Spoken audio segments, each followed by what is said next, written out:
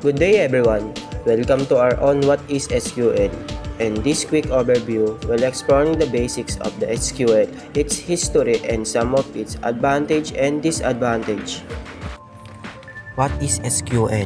SQL structured query language is a programming language used to manage and manipulate relational databases. It allows the users to store, retrieve, update, and delete data efficiently.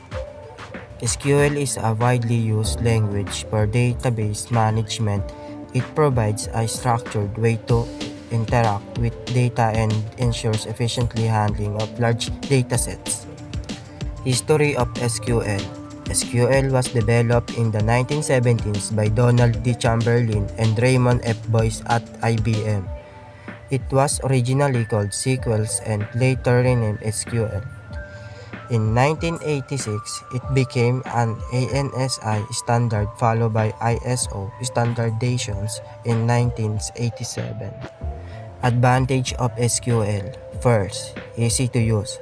SQL is relatively simple to learn and used with a syntax that easy to understand.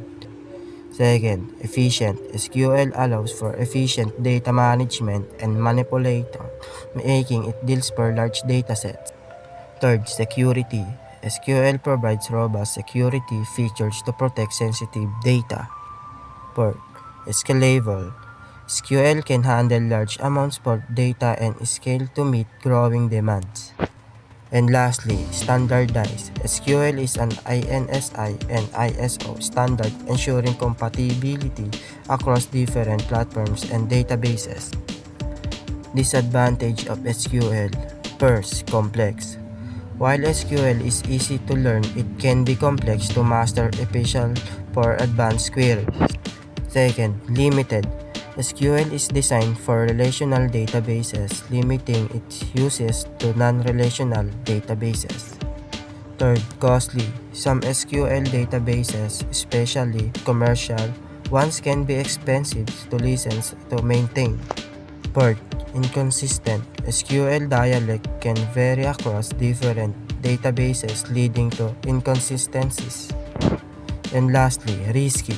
SQL is vulnerable injection attacks and other sensitive risks of implementing properly. That's a brief introduction to SQL. We hope you now have a better understanding of what SQL is. Thanks for watching and stay tuned for a video about SQL.